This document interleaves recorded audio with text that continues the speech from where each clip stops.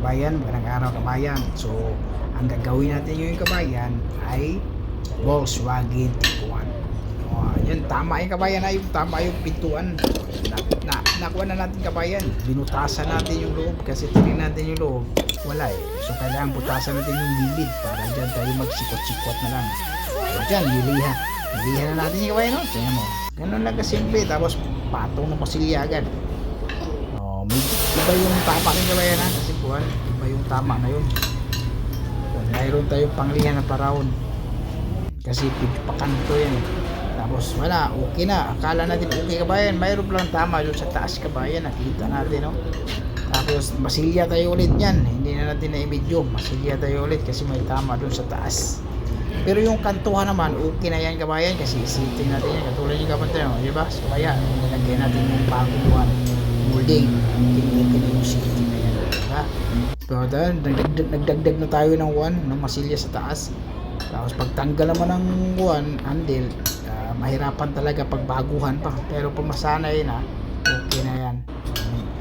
Ganun lang kasimple kabayan, okay, diba? Ganun lang kasimple.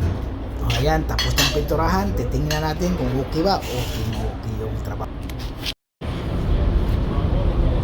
So tapos na pala yung Volkswagen natin kabayan, Tiguan. Yan, so ito yung nirepair natin, tingnan mo kabayan. So original, walang kasablay-sablay pero mayroon pala talaga. So mga ganito kabayan, tingnan mo kabayan.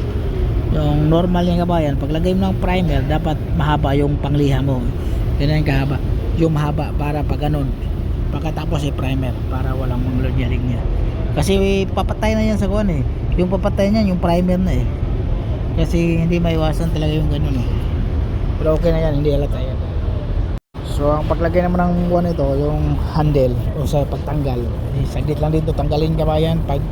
Pero pagbaguhan talagang mahihirapan ka pagbaguhan. So saglit lang yan.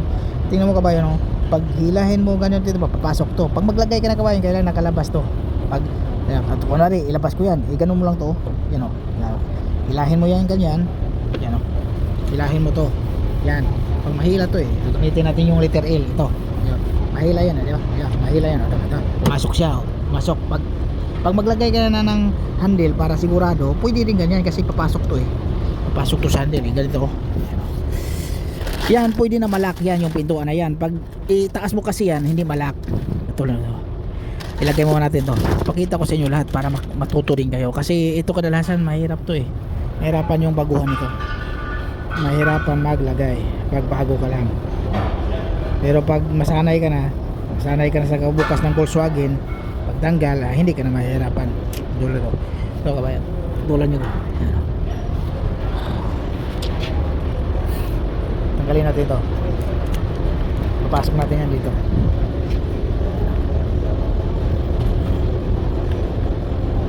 Kahit hindi na pala tanggalin. Huwag na tanggalin kabayan. Nasa loob naman yan tulad yan, yan pasok mo yan, pasok mo. Tapos ito, yung kuha na yon, yung titi na yon, papasok yan dapat dyan. Pero kailangan ilabas mo ngayon. Yun. Ang gawin mo, ganito. Ayan, sabay hila dito. Yan, hila na yan. Tapos pasok mo to rito. So, pakita ko sa inyo. Yan.